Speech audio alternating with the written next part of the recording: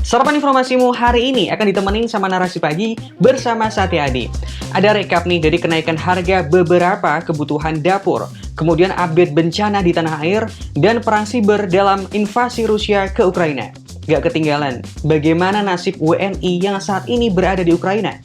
Yuk, simak selengkapnya.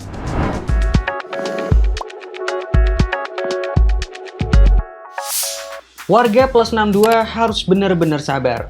Harga beberapa kebutuhan dapur terus naik. Yang terbaru adalah kenaikan harga LPG non-subsidi. Harga kebutuhan di dapur pada naik terus nih. Mulai dari minyak goreng, tahu, tempe, daging, dan yang paling baru adalah kenaikan harga LPG non-subsidi. Kenaikan harga LPG non-subsidi dari 13.500 per kilogram jadi 15.500 per kilogram. Kenaikan ini dimulai per hari Minggu 27 Februari 2022. Kenaikan harga juga berlaku untuk jenis bright gas 5,5 kg, bright gas 12 kg, dan LPG 12 kg.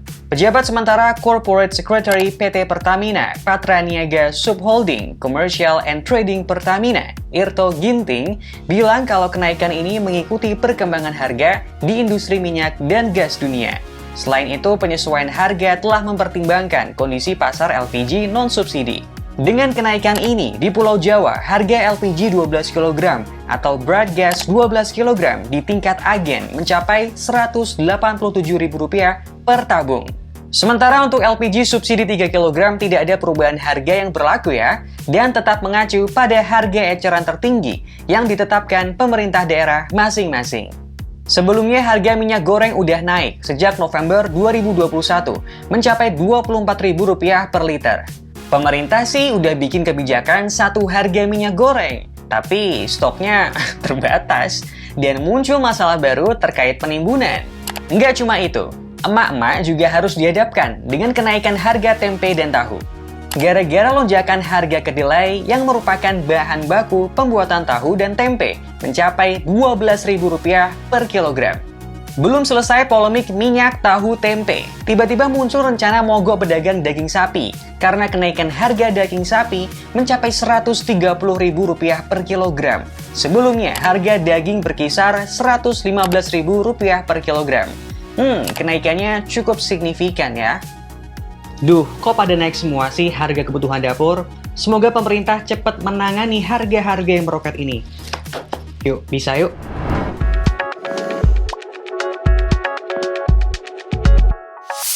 Agresi Rusia ke Ukraina belum mereda. Lantas bagaimana nasib warga negara Indonesia di sana? Ini update-nya. Kini, pemerintah tengah mengupayakan evakuasi bagi 153 WNI yang berada di Ukraina. Sementara 82 WNI sudah berkumpul di KBRI Kiev yang jadi titik lokasi evakuasi. Mereka akan dievakuasi menuju Polandia dan Romania.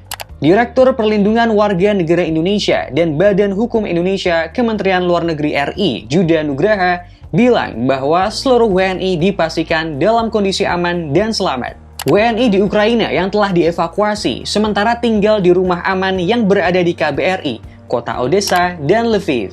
Mereka udah disiapin bahan-bahan kebutuhan pokok seperti makan dan minum dalam jumlah yang cukup. Namun Kemenlu menyebut masih ada 13 WNI yang berada di medan pertempuran di Ukraina dan saat ini berada di rumah sambil menunggu situasi aman. Sementara Kementerian Hukum dan HAM RI juga telah menyiapkan paspor khusus bagi 140 WNI di Ukraina. Per 27 Februari 2022. 25 WNI dari Odessa, Ukraina, telah dievakuasi menuju wilayah Bucharest, Rumania. Dukungan dan doa teriring buat para WNI di Ukraina. Semoga bisa lekas dievakuasi ya.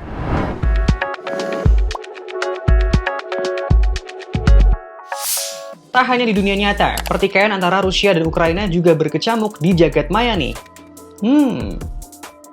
Sejak Rabu 23 Februari 2022, terjadi serangan siber yang menargetkan situs bank dan pemerintah Ukraina. Alhasil, situs-situs itu tak bisa diakses. Selain itu, para peretas juga menggunakan malware penghapus data untuk menyerang ratusan komputer Ukraina. Serangan siber ini bikin jaringan internet dan telekomunikasi di Ukraina terganggu.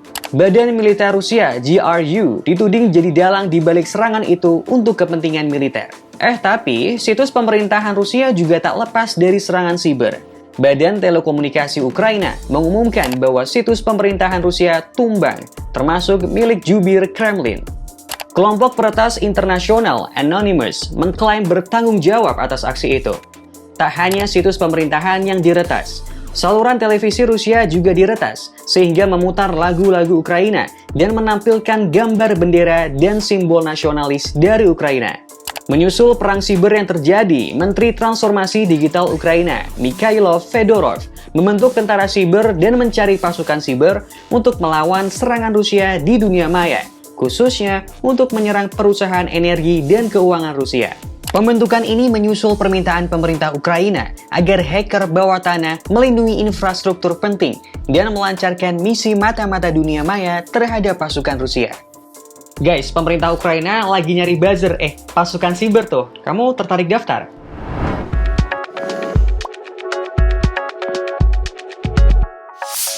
Deretan bencana terjadi di tanah air, ada gempa bumi di Pasaman Barat dan banjir bandang yang terjadi di Kecamatan Bumi Ayu, Kabupaten Brebes.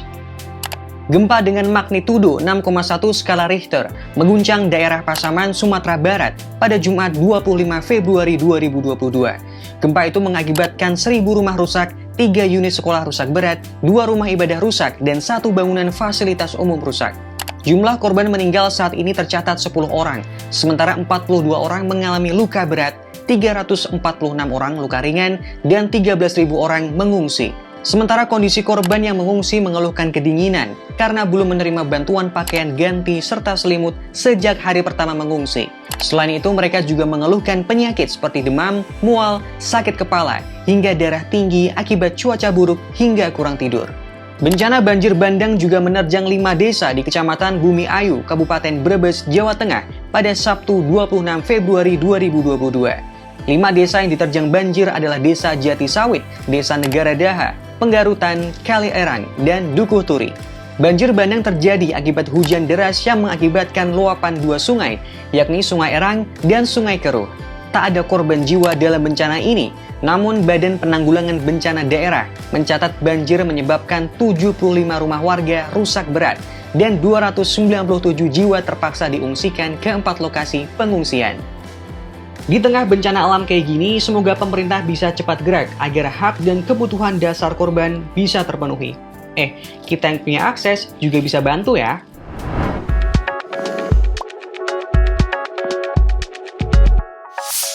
Itu tadi 4 menu sarapan informasi kamu hari ini. Besok Narasi Pagi akan hadir lagi pukul 8 waktu Indonesia Barat. Live di Instagram, Narasi Newsroom, dan Mata Najwa. Sehat selalu ya kawan. Sampai jumpa.